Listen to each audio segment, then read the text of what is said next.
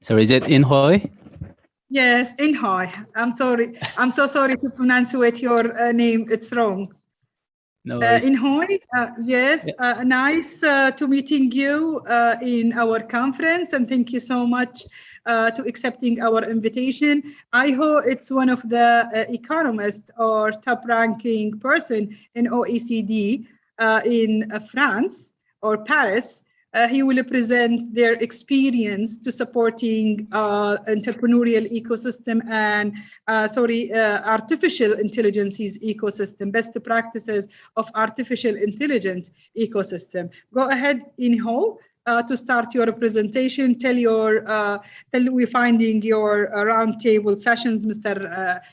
Hussein. Go ahead and start. Thank you. Is it like I can share the screen here directly? Yes, of course. Go ahead. One All the moment. control Yeah. with you. Yeah. I just shared it. I don't know. You can see the screen now. Yes, we Do you see. see Go the ahead. presentation? Yeah. Yes, yes. Okay.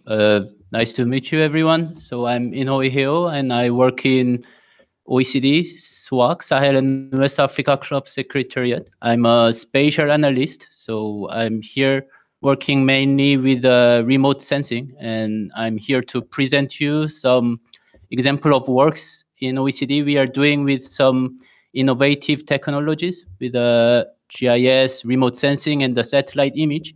And here, particularly, I will show you the example of Africa Police. It is a Africa City database we are working with. And this is basically show what Africa Police is doing. So this is a satellite image of Nigeria. And what we do is like following that, we try to track down every single building in Africa, and then we uh, outline these agglomerated buildings, and so this is the real satellite image of the one town in Nigeria called Ado Ekiti, and we have a two definition to define a city. So the first definition is that an agglomeration is considered urban if it has a minimum of 10,000 agglomerated inhabitants. And another definition is that the agglomeration is continuously built up and developed area with less than 200 meters between buildings. So for example, you see like there are two towns here, and Ado Ekiti and Niker is, even though it's very near, like those two are considered as a two separate cities because the buildings between Ado Ekiti and Niker is further than 200 meters. So by those two definitions, we are trying to define the urban and then measure and give the indicator of the urbanization. And so why this matter is urbanization is the ratio of how many people in the country live in the urban areas among the total population. And the thing is, every country have a very different definition of cities, urban. So this is the example of in Africa. For example, in Cameroon, they define as an urban area as administrative centers of territorial units or any locality with 5,000 inhabitants or more. And in Egypt, they call it as a governorates of Cairo, Alexandria, Port Said.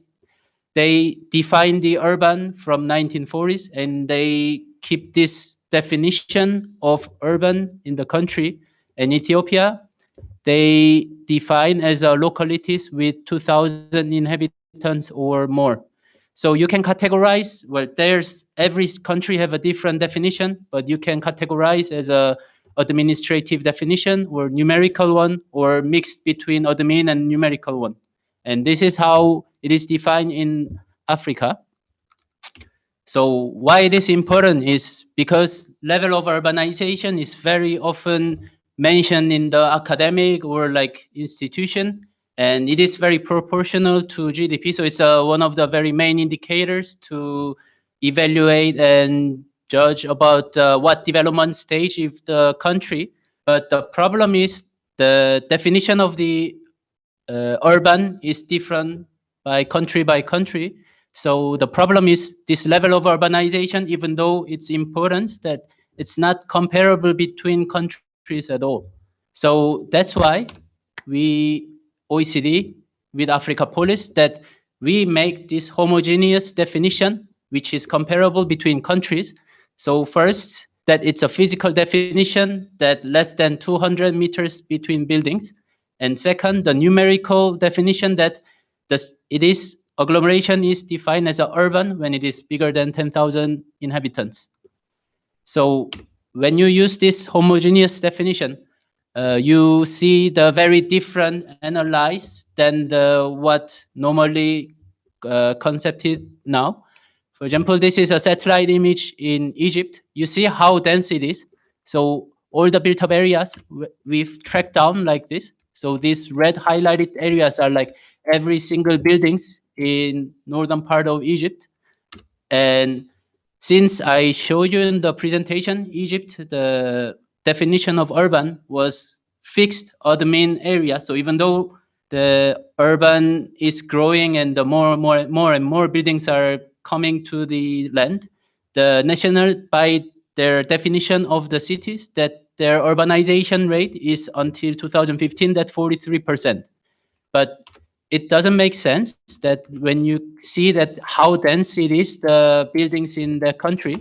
So with a new definition that defined by functionally by OECD and Africa Police, then we estimate that Egypt's the urbanization rate is 93% in the year of 2015. So this is one of the main work we are doing it with the Africa Police, and this is the show that how densely. So when you use this homogeneous definition of cities, then you can see that where is densely cities locate and where is not. And so with our definition, we track down all the cities in Africa. So there are, for the year 2015, 7,600 cities are locating there, and with a 567 urban population. And also, when you sum up all the built-up area, that's 139,000 kilometers square. And with this definition, we made some interesting analysis here. So when you can define the city, that this one, we compare the two nightlight image. There is one satellite image called nightlight that they take a satellite image during the night and check how bright it is. And usually it's when there's electricity or like there's a much light from the land. Normally that imply that there's many economic activities or infrastructure. And we took the image from 2012 and 2019, and then we overlapped those two. And then we could categorize that each city, that the case that there was a light only during the 2012, and there was a light in both 2012 and 2019. And there is a case that the night light was not detected neither 2012 and 2019. So this map is showing that how many cities had no light in 2012, but had more light in 2019. And this is how it is proportioned by country. And very interestingly, this nightlight data, that number of cities, that how the proportion it is very corresponding with the GDP per capita of the country. So for example, like here, Ghana, it's West Africa, Ghana, Senegal, Cabo Verde are like considered as one of the developed in the region. And you can see that it has a highest the nightlight for both years. And for East Africa also, that you see surrounding this Khartoum, that there are like small agglomerations, and they are like 2012 they had no light, but 2019 they have a significant light is detected on their agglomeration area. And this is like we analyze for each region. So when you work on the analyzing the data in Africa, it was always the issue that there's always a lack of data. But since there is a new technology with the satellite image and remote sensing, there are so many new information is keep coming to analyze. So before that, even the population or like there were actually really many undetected habitant area, but now with those new technologies that we really can measure more precise that what's the stage that the country is in development, so which can be helpful to where to put the investment, where to they need to prioritize to put the infrastructure. So for that we are making many policy analyze, policy suggestions, and this is used as a main tools to make those policy recommendations. So this is what I prepared to show the examples. And if you have any questions or want to, these are all like publicly available data. You can go to africapolice.org, then you can download all those built up shapefile, which is a GIS file that you can download and use in the program directly. And we also the relevant studies and publications you can download and find from there. If you have any further questions, do not hesitate to contact me. Thank you very much.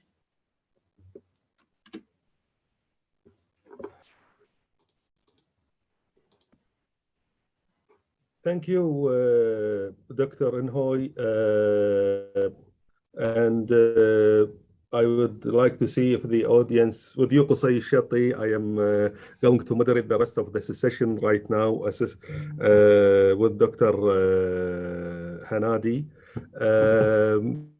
If any of the audience or the attendees has any questions to Dr. Inhoy, thank you for your well-presented presentation and the information you shared with us. Myself, I was at a point involved in remote sensing and GIS, and I enjoyed the presentation and watching the slides and the good work from the OECD and your part. So, any questions or interventions related to the presentation of Dr. Inhoy? Excuse me, Engineer Qusay. Just with respect to the Q&A, because Mr. Qusay is taking over from Engineer Hassan. Engineer Hassan, it's disappeared for unforeseen activity. The protocol of our conference, any Q&A will be sharing through Hoover. Our platform is AI platform, matching all the world together, audience, speakers, connected also with all type of social media, keep all the engagement for all the speakers, all the audience, enjoy whole day. And by the way, all the sessions after the end of the day will be uploading and also in Hoover. Who is miss any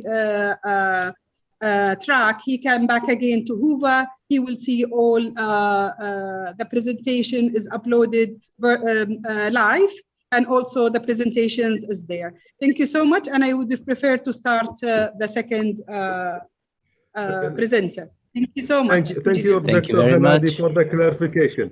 Thank you, Dr. Hanadi, for the clarification.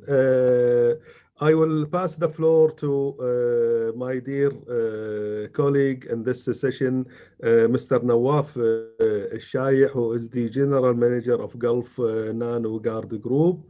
Akh Nawaf, welcome, and the floor is yours.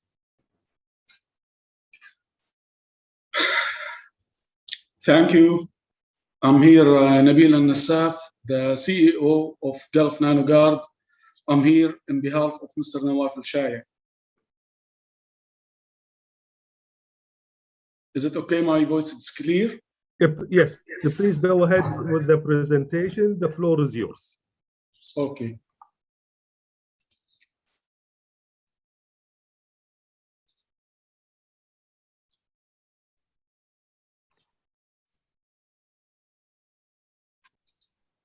Here's the presentation. We are seeing the screen. Please go ahead. Okay.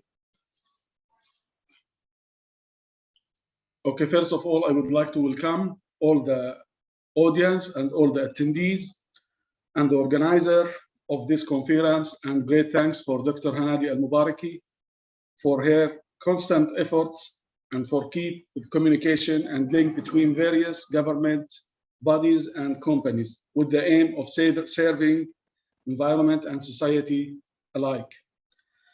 Here we are going to talk now about the nanotechnology and its role, what it can offer in this artificial intelligence.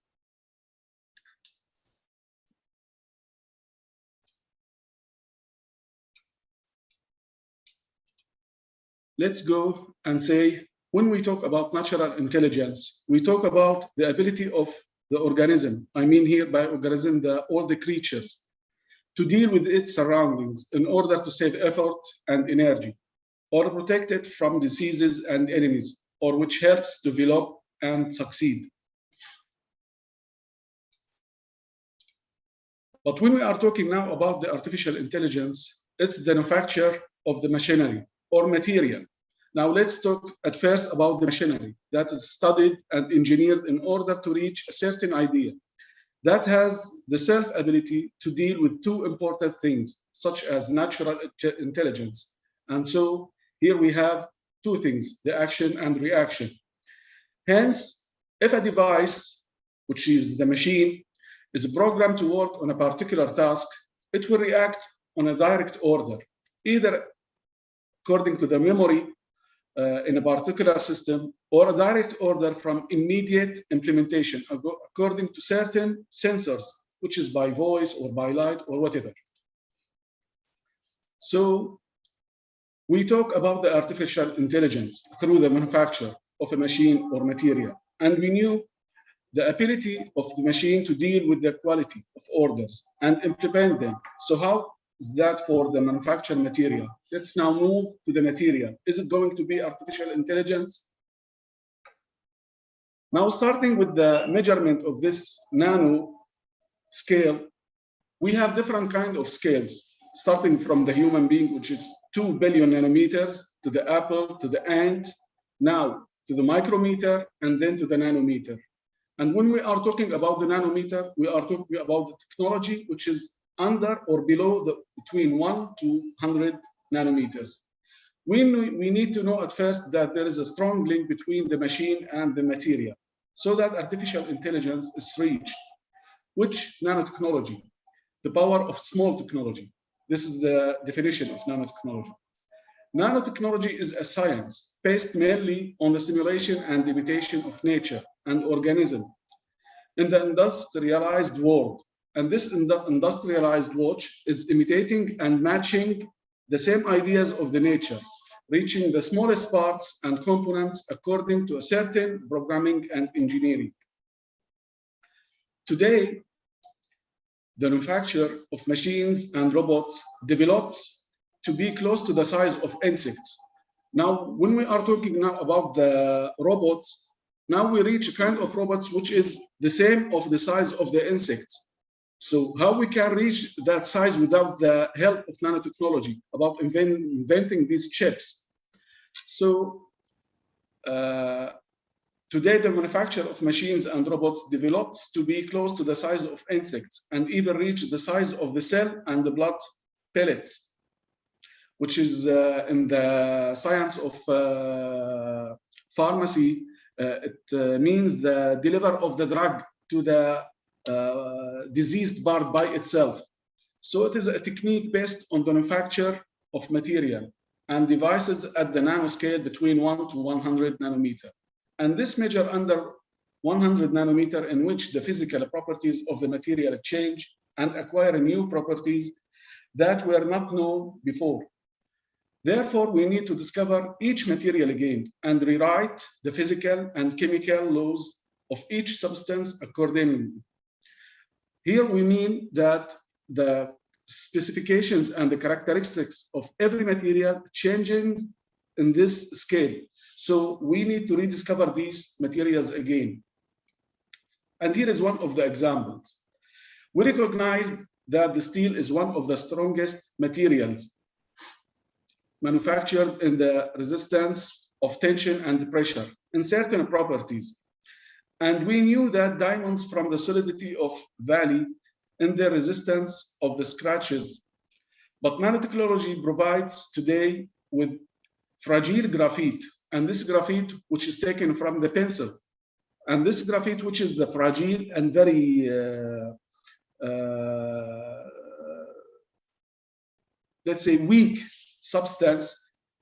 We now, if we reorder these atoms of that graphite, we will reach a kind of material which is stronger than the steel 100 times and solid than steel and diamonds. Let's talk about one of these nano coatings. Why I'm talking now about nano coatings or insulations? Now we have two things, the artificial intelligence and we have the sustainability energy. Now, to serve both of these matters, we need now to find the linkage between them, which is the nano insulators. Let's talk about one of these insulators in our field and what is the material holds intelligence to implement a range of ideas and functions as example. Here is some of these pictures about how we can implement and how we can apply these materials in different ways. But now let's talk about for the solar panels. This is one of the most green technology and the green source of energy. If painted on solar panels, they give it a new practical specifications, like it does a self-cleaning,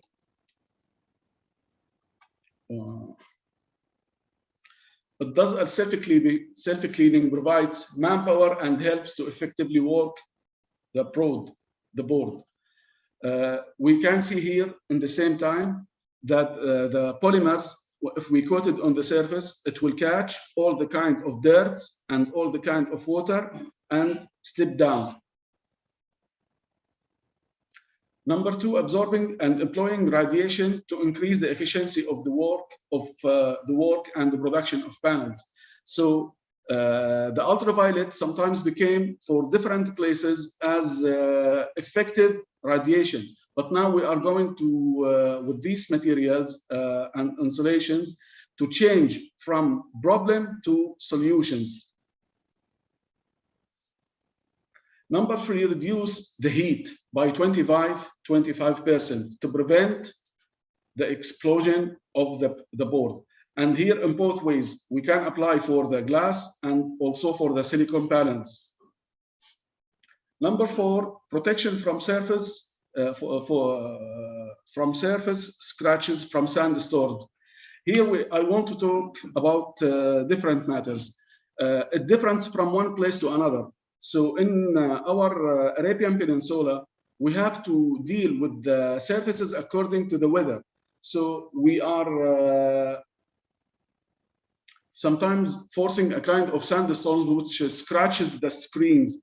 So we need a kind of materials that can protect and defeat that, and so it became anti-scratches. Number five, blocking and killing bacteria, viruses, and fungi. This is important because these solar panels became as to capture and trap all kinds of the bacteria, viruses, and fungus.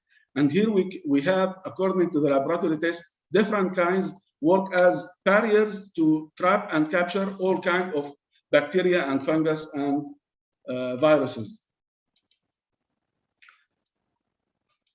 Number six, dismantling organic matter into environmentally harmful materials. So it's going now to change the problem into a solution for absorbing all kinds of gases and all kinds of pollutants and changing into harmful materials.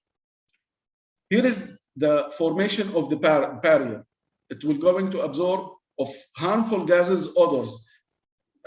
We know there is different of gases and smell. So if we apply it for different surfaces, for example, I'm not talking about only about the solar panels, but just an example. So we can apply on the buildings, on the complexes, on the glasses, on different places. So it works in this way. It will clean the environment. Number 8, it will resist to rust, corrosion, and sediment. And this is very important because it will form a kind of barrier between the surface and the moisture.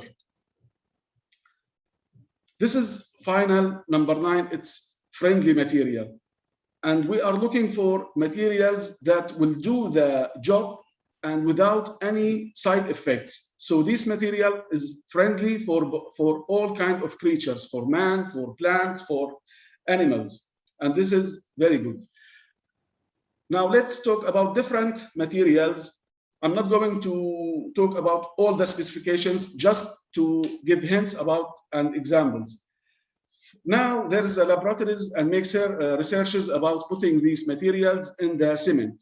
It has also been used in concrete and has been introduced to new specifications, such as self-treatment of cracks and increased durability, as well as used in the treatment of contaminated water for easy recycling. In this way, it will use the radiation and it will dismember between the organics and for the water. And now it will become easily to recycle the water. Finally, I would like to hint about this new research that there's professors and doctors working on the nano materials, nano insulations, that they can defeat the cancer. And it's currently being researched in its use to kill the cancer cells without also any side effects. It will kill the cell of cancer by itself. We are talking about only a few materials of nanotechnologies, insulation materials, each with certain properties and functions that turn problems into solutions and surfaces that benefit the individual and the environment. Now, let's move finally to see this video about how it can summarize all the characteristics I explained in one video. Let's see. There is no question air pollution is destroying our atmosphere. Our root systems,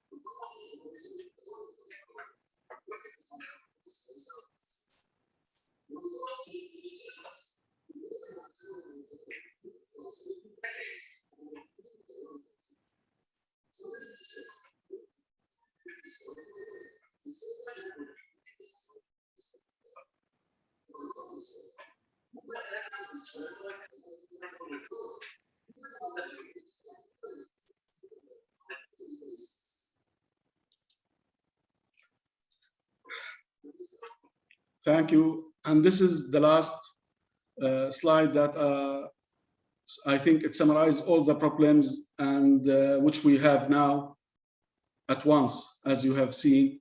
And this will last, about these materials insulation, it will last for at least 1 year, 12 months. Thank you.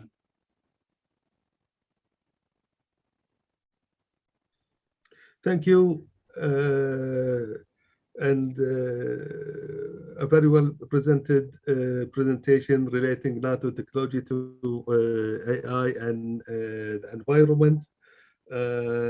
I will take this opportunity. Thank you for your presentation on behalf of Mr. Nawaf Shaya and Gulf Nano Guard. Thank you, Mr. Kusai. I will move on to our next speaker, Mr. Amin Attajer, the CEO of Infinite Wear. And please, I will pass the floor to Mr. Amin. Please, the floor is yours. Good evening, everyone. Thanks for having me. It's a pleasure to be here. Thanks, Qasai, for having me as well, and Dr. Hanadi, and thank you all. Greetings from Bahrain. Okay, so first things first, just let me share my screen first. Can I get a confirmation? Is my voice audible? Yes, yes. Perfect, perfect. Okay, just a sec. Almost there.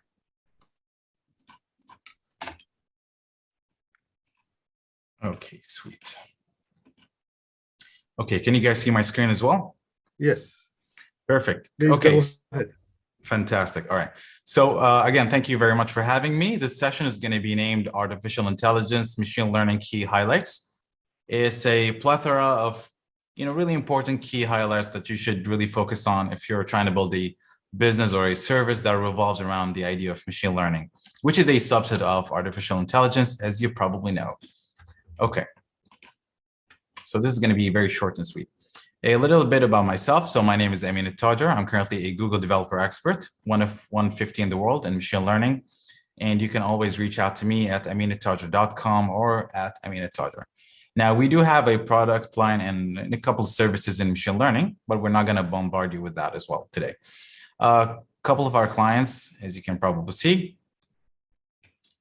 And we really take artificial intelligence to the heart. So most of our products are in-house solutions that we developed across the years. And one of them is probably one of my favorite, which is Coveria. Now, Coveria is a chatbot that understands slang language. And so if you go to a lot of these clients out there, notably banks, they want to deal with intelligent bots, but at the same time, they want to be very picky about where their data goes to. So for example, if you deal with banks, there's a huge chance that these people are not going to be able to put their data on the cloud, given the security/confidentiality issues that they have. And so Coveria comes to the rescue. And what we've done is we actually created a machine learning based empowered artificial intelligence that allows people to really reach out to the chatbot and ask questions. And not only ask questions, it can actually do tasks, can do tasks on your behalf. Now, the beautiful thing is, it doesn't need any internet connection, so it works really well with confidential environments such as government and banks. And this is one of the core products that we've developed across the years. And there's a plethora of technical details under the hood, how we parse Arabic, how we understand slang with our custom models as well. So pretty cool stuff. And in Infinite Wear, we basically live by 3 rules. The first one is we're completely big believers on the idea of just removing this mundane or repetitive work, and we want to give it to the machine so we can focus on what really matters most to us as human beings. And the second thing is we believe that by the moment you take all of these things off, your regular Joe, if you're a regular human plate, you have more intellectual bandwidth that you can use in things that really are key and important to you, whether you run a business or an NGO or whatever it is. And the idea is the last but not least, is that we want to bring intelligence, true intelligence. And the way we see it, machine learning is a great tool, to introduce cognitive intelligence. We're not just talking about automation, we're talking about cognitive value as well. So there's a huge difference. Automation has always been there. You've got RPAs and such, but with intelligence now, with machine learning models, we can take some of those tasks that have long been in the plate of just regular human beings, and now we can delegate them to the machine. A great example is computer vision. Now, who would have thought that there would have come a day where humans can really look at things and they can judge better than human beings? Okay, so the key highlights that I want to give to you start by the notion of the machine learning is really moving fast.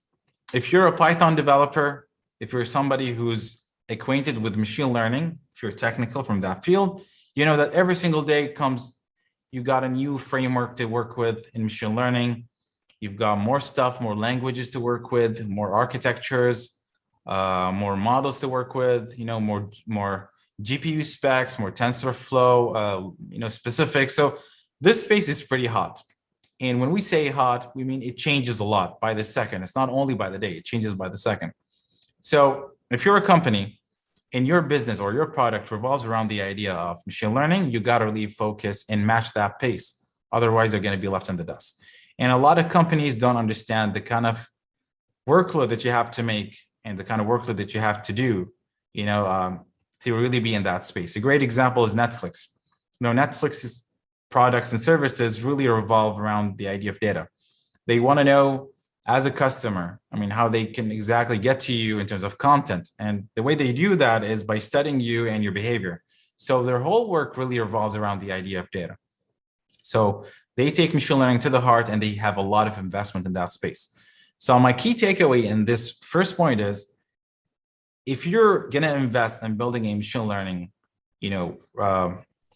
business, or let's say product, you really got to match that pace. And you're going to find a lot of, twists and basically tricks and tips on how to do that. But generally speaking, matching that pace is very easy. Look, it's easily said, but doing that is pretty hard. The other point is that machine learning has always been hungry for data, and it's not going to be any different this year. So more data is equal more value. And so in this case, with machine learning, specifically if we're talking about deep learning, which is a subset of machine learning, when you got neural networks and all of these really cool things that we hear about in social media, the takeaway is the more data you have, the more quality data that you've got more value and more accuracy. So I always strive to tell my customers that, if you're intending to build a machine learning business, data is key. And it really, it never strikes me anymore when I go to customers and I find that they have no plan, no roadmap when it comes to handling the data. So this is one of the really important things to understand. The more you can get data, the better. But again, we can't just avoid what's obvious. So the more you get data, by trying to get more data, you're probably going to get into some really, key decisions to make. A great example is, do you have to scrape the web, for example? You got to get data without the consent of the user. And these are questions that must be really resolved before you can, build your, let's say, heritage or your data lake. So few nuggets to think about if you're building a business that revolves around that thing. And the second thing is you want to handle data with care. And when I say that, data is not just a pure term that we can just throw every now and then. Data has a lot of faces. So, I can just bring people to type in data for me, and that data might not be correct, but I can just use that in a machine learning model that has a huge impact on, say, on somebody's life. A great example, if I want to build a machine learning model that allows me to choose a candidate for a job. Now, if I want to use that sort of a model, I got to make sure that my data is correct or at least healthy or clean. And when we say clean, we mean, we don't have any mumbo jumbo in between. So really building a machine learning pipeline really dictates that you have proper data to have. And that means that you have to have, the right tools, the right people to also handle that data and clean it up, anything that it has, to just make it ready for consumption in any machine learning workload. So this is one of the really key things that I find a lot of people struggle with. A great example is banks. When you have huge data entry pipelines that have been used in the past, the quality of data really fluctuates from one place to another. So before you can build a machine learning model or you can build a product revolving around data, you got to make sure that you have, clean data. And there's a huge saying that we use in the computer science world, which is garbage in, garbage out. And I really urge you guys to think about that when you're building your model. The third thing that I want to talk about as well is the idea of bias. Now, bias might not have been a huge deal back then, but now bias within data is a pretty big deal, especially that we're using machine learning models all over the place. Every single thing that you have almost is almost powered by machine learning. Whether we're talking about portals online, whether about our choices, I'm buying, let's say, a product like a telephone or a mobile or a computer, for example, or even, the kind of food that gets recommended to you by your favorite service. All of these things are powered by machine learning services and models. And so there's a huge responsibility for us as business owners / machine learning engineers, to really take a really good care of the way we consume data. A great example that has happened to Amazon a long time back, where they actually based their face detection models on a data set that only worked with white faces. And so that really gave a lot of headache to the people who had, a dark tone, a dark skin, basically. Give them a lot of headache in terms of recognition. So this is really a classical problem and a classical case for how bias is really bad. So bias has always been bad and it's still the case. And so investing in a great data set is a pretty important deal. Now, one nugget for you guys. A lot of people believe that machine learning / artificial intelligence is all about cool new code. Well, the reality is the majority of the cognitive workload is not being shifted to humans here for the sake of development or for the sake of programming. The majority of the headache is actually in the hands of data scientists, the people who are working with the data itself. So as a paradigm shift, we're taking most of that work and we're giving it to those people who are dealing with the data. So investing in a data set is really, really, really an important key thing to focus on if you're building your model. And one of the few things that I want to talk about, if you want to get a bit technical, you see there's a huge movement in the technical space, especially in the software and the infrastructure space and the IT, that thing that we call DevOps, or development and operations. And if you're a technical guy, you've probably heard about it. Now that term has an extension in the machine learning space, and we call it MLOps, which stands for machine learning ops. And the premise is really, really simple. So the idea is if you have a model that you use in production, imagine you use it in government or you use it, let's say, somewhere else in the business, there's a huge chance that you're not just going to deploy that model and just leave it alone. There's a huge chance that you're going to build that model, refine that model along with time, because you're going to have more data, new data, a shift in, let's say, in one of the directions, a trend coming in. And so tweaking that model goes in a life cycle sort of model. And it's pretty important for you to have the right pipeline, the right tools, and every paradigm that can really help you focus on building the perfect sustainable model. And so MLOps is this sort of movement that's pretty brand new in this machine learning / AI space that takes engineers through the best practices and tools to allow that to happen. So if you're a developer / business, there's really focus on building the right machine learning ecosystem for your business, I really urge you guys to read and learn about MLOps, which is, becoming a new trend and a very important trend as well. And I want to also talk about how important experience in this space of machine learning. So machine learning doesn't really work well with designation. So if you're a CEO, if you're a CDO, if you're a CTO, it doesn't really matter at the end of the day if you're talking about machine learning, as long as you don't have experience. And so with machine learning, it's all about, as we call it in the industry, pragmatism. So practical use cases, practical skills. So when you want to hire people, you want to make sure that they have the right portfolio. And this is, it's truer more than ever. And you really want to make sure that you have the right portfolio when people applying for jobs that have to do with machine learning and all of these things, because experience is really key. And it's the only way for you to get your product out of the door. Designation, on the other hand, doesn't work. If you compare it to other spaces, like in the business space of banking, where your presence on stage can really matter a lot. But if we're talking about experience and the data science space or machine learning, it's pretty key to have somebody with really hands-on experience, let's say. And last but not least, I want to end on this high note. In the space of business, it's never about using the waterfall model, which is basically a lot of steps until you get to where you want to go, and building a product or project, per se. Proof of concepts are really important for you to get your idea out of your head and make sure it's tangible and you can really build on top of it going forward. And so I always urge my customers to never really invest, a lot in the infrastructure before you go ahead and, and experiment with a product. You can always build a proof of concept. And there are great plethora of tools now there to help you realize that vision. A great example is Google Cloud Platform, GCP. Or for example, you got Microsoft Azure or AWS, Amazon Web Services. Every one of those people is, every one of those services is really a great, basically a great opportunity for you to practice, with the kind of workload that you want to do. And if you have what you, if you get what you wanted in the very beginning, then you can go ahead and invest either by hiring a lot of people or really building your model from scratch. So proof of concepts, pretty important. Always start with them so you can build a business case before you really invest a lot, of your time and money as well. And I always tell my customers before I leave you guys that in the race of business, data can either make or break your business. So always remember that when you're starting a new business, build the right infrastructure for your data, hire the right people from the get-go, because these things are very hard to fix as you go down the line.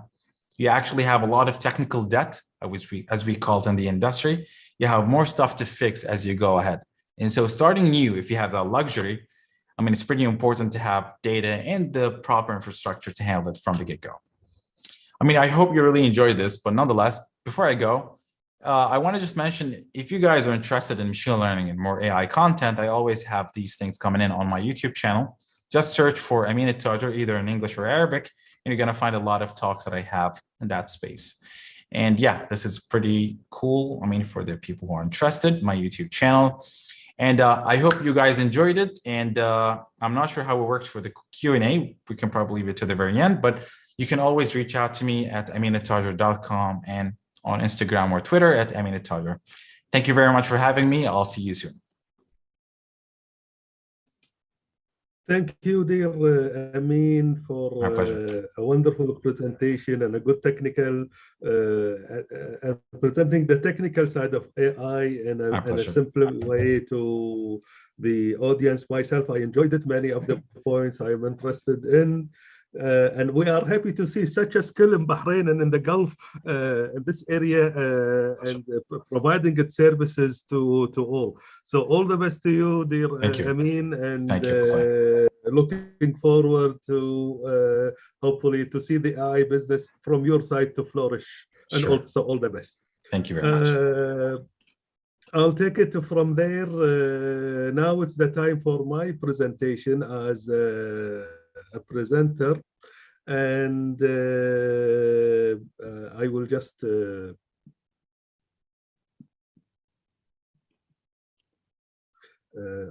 share with you my screen. Just please, if you can tell me that the screen is. Do you see my screen? Yes, go ahead. Good. Engineer. And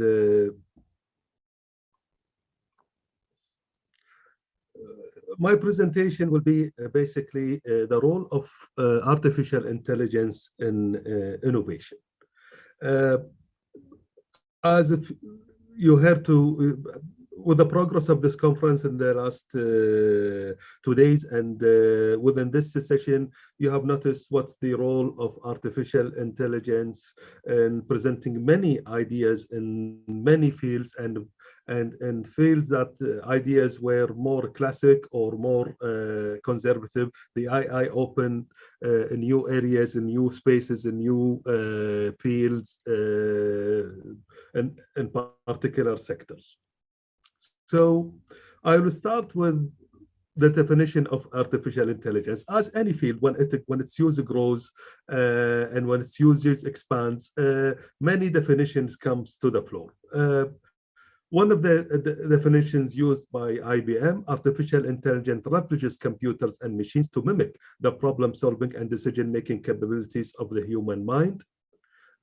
Another classic definition, it is the science and engineering of making intelligent machines, especially intelligent computer programs. It is related to the similar task of using computers to understand the human intelligence, but AI does not have to confine itself to methods that are biologically observable. One of the final definitions that I like to use in many cases, machines that responds to stimulation consistent with the traditional responses from a human, given the human capacity for contemplation, judgment, and intention. Moving from there, and if we refer to what dear Amin has presented, and reflecting on that, artificial intelligence as a technology is a wide-ranging tool that enables people to rethink how we integrate information, analyze data, and use the resulting insights to improve decision-making. So in that regard, software systems require a human level of expertise and help people anticipate problems or deal with issues as they come up. They operate in three main attributes, really, which we'll talk more in details in the coming slide. They operate in an intentional, intelligent, and adaptive manner. So let's explore what is intentional, intelligent, and adaptive manner. Intentionality, where AI algorithms are designed to make decisions, often using real-time data. They combine information from a variety of different sources, analyze the matter instantly, and act on the insights derived from the data. This is what we mean by intentionality. Moving forward to intelligence, AI generally combines, as the topic of representation of my dear panelist Amin, AI generally combines machine learning and data analytics, and machine learning is a subset of artificial intelligence, and there is what we call deep learning, which is a subset of machine learning. Machine learning takes data and looks for underlying trends. If it spots something that is relevant for a practical problem, software designers take that knowledge and use it to analyze specific issues. Examples of data that we use in AI, machine learning or deep learning, digital information, satellite imagery, visual information, text, or unstructured data. Adaptability.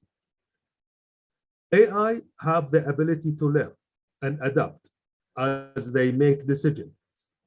They improve in decision making with time and more. They improve in decision making with time and more use. That means their decision making improves with time and with more usage, and that's what we quote unquote means as experience. So they build their own experience. Examples: the semi-autonomous vehicles, where advanced algorithms, sensors, cameras incorporate experience in current operations, use dashboards and visual displays to present information in real time to human drivers. When we go to fully autonomous vehicles, advanced system can completely control the vehicle and make all the navigation decisions. From there, let's see the economic impact of artificial intelligence as they present opportunities for economic development. According to a study by PricewaterhouseCoopers in 2017, they mentioned that artificial intelligence can increase global GDP by $15.7 trillion. This is full 14% by 2030. And in that study predicted 7 trillion of that is in China, 3.7 trillion in North America, 1.8 trillion in Northern Europe, 1.2 trillion for Africa and Oceania, 0.9 trillion in the rest of Asia, this is outside China, 0.7 trillion in the Southern Europe, and 0.5 trillion in Latin America. One of the key challenges for us here is that the Arab world, which is partly in North Africa and the rest of Asia, it lies within a 2.2 trillion expansion or in GDP, which means that we need to do more to adopt and leverage an AI to get the benefit and to get a bigger slice where we can create opportunities and initiatives in our part of the world. Moving from there, I will give some examples of AI applications in finance, healthcare, transportation, and smart cities. Moving to finance, today, many decisions about loans is made by software for many banking and financial institutions that can take into account a variety of parse data that mean well analyzed and segmented data about a borrower rather than just a credit score and a background check. That means I can take his social status, information related to his employment, his neighborhood, his habits, and so on, and include it in the decision to give him loans or not. There's the concept of Robo Advisors, where I can create personalized investment portfolios, eliminating stockbrokers and financial advisors designed to take the emotion out of investing and undertake decisions based on analytical considerations and make choices in a matter of minutes, well known in the stock market, what is called high frequency algorithms.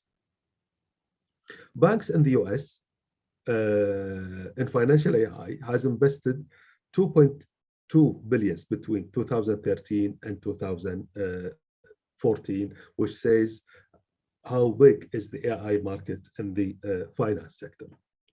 Moving to healthcare, today, using deep learning, which is a subset of machine learning, which is a subset of AI, using deep learning in medical imaging to detect lymph nodes in a human body, that's in CT scans, labeling nodes and identifying small lesions or growths that could be problematic. So it can predict better.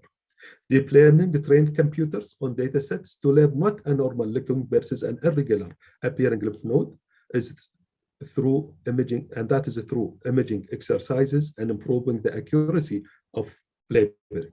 As a result, radiological imaging specialists can apply this knowledge to actual patients and determine the extent to which someone is at risk of cancerous lymph nodes, la samah Allah, and may God forbid that any of you will be in that situation.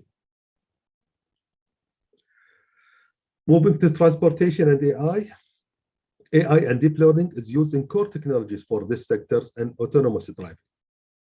It is applied to an automated vehicle guidance, braking, lane changing system, use of cameras and sensors for collisions avoidance. It also analyzes information in real time and use high performance computing and deep learning system to adapt to new circumstances through detailed map. This is in real time. Advanced software enables cars to learn from the experience of other vehicles on the road and adjust their guidance systems as weather, driving or road conditions change. So this is in the transportation sector. Moving to smart cities, today AI is used to improve service delivery, environmental planning, resource management, energy utilization, and crime prevention. Energy utilization today, for example, we have an example, the smart meter that the Ministry of Electricity is using and started to put it in houses and households. This is an example of energy utilizations using smart cities, and AI can be added as a component to improve the use of electricity and water and reduce, let's say, power misusage or leakage. AI improves sustainability through better management of resources and energy use, using data analytics to optimize medical emergency responses. This is an area that is AI also is used. The system recommends to the dispatcher an appropriate response to a medical emergency call, whether a patient can be treated on site or needs to be taken to the hospital by taking into account similar factors such as type of call, location, weather, and similar calls.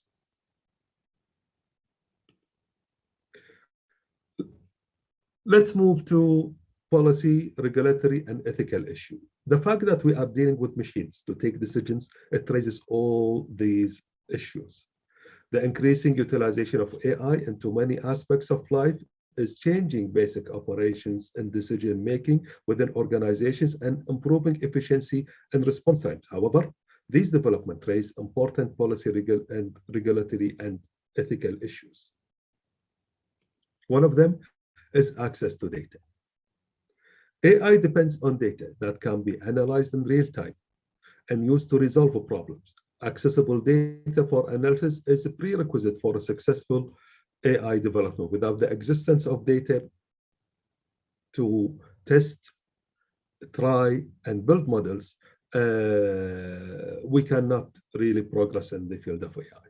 The key to getting the most of AI is having a data-friendly ecosystem with unified standards and cross-platform sharing. Nations that promote open data sources and data sharing are the ones that most likely to see AI advances. So we need to develop policies and regulatory frameworks that promote and encourage access to data. Biases in data and algorithm, that's a point that my dear colleague Amin has talked about a while ago in his presentation. Ensuring that data is neutral and algorithms are non-discriminatory in behavior. The increased reliance on algorithms for high-stakes decisions, such as whether someone gets insurance or the likelihood to default on a loan, means that this is something that needs to be addressed to ensure equality among all. For example, with data sets, and many companies has noticed that there is a kind of a race injustice in selection. Someone took neighborhoods, or where is the house located as a decision for admitting their sons into specific schools or not. So non-discriminatory and neutral and biases in data and algorithm is really a challenge that need to be addressed in the future to make equality in data is reflected on the data tested or used. AI ethics and transparency. Algorithms embed ethical consideration and evaluate choices into program decisions. These algorithms raise questions concerning the criteria used in automated decision making. People need to have a better understanding of how algorithms functions and what choices are being made. Since a machine is using an algorithm to make a decision, for example, for a loan, for an insurance policy, from a transparency point of view and ethical point of view, me as an end user, as a client, or as a member of the public need to understand how these algorithms are operating and based on what they are taking their decision. The other part is also the legal liability. There are questions concerning the legal liability of AI systems if they cause harm or infractions or fatalities in the case of driverless cars. Months ago, in one of self-driving cars, a fatality of 2 passengers took place because they let the car itself be autonomous and partially autonomous. So both passengers lost their life. So this is an issue that we addressed. Digital platforms often have limited liability for what happens on their sites. When we click agree on the policy of that website, somehow... Excuse me, engineer. Yes? Just we are shortage of time. Would you mind please to wrap up? Yes, I'll be wrapping in 2 minutes maximum.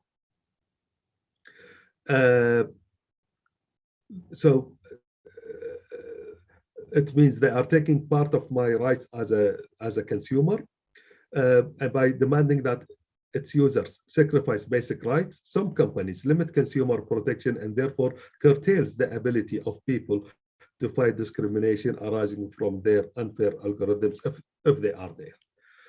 Moving to the last slide, as a recommendation to improve and to have a and to benefit more from AI in our part of the world, we need to encourage greater data access, invest more government funding for AI projects, development and research, promote new models of digital education and AI workforce development so employees have the skills needed in the 21st century economy, create a government AI committee or organization to promote and disseminate AI on nationwide level. This is already in Saudi Arabia, this is already in Emirates and in Egypt. We need to regulate broad AI principles to address the issue of policies, ethics, and all.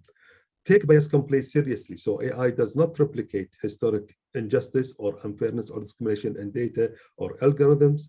Maintain mechanisms for human oversight and control over AI, and penalize malicious AI behavior and promote cybersecurity. I conclude my presentation, therefore, and I'll move the floor to Dr. Hanadi. Thank you, Ustad Qusay. Good evening, all, and I'm really sorry about being late just a few minutes. I really appreciate Dr. Hanadi for her really hard organization for this event internationally and locally. شكرا أستاذ قصي.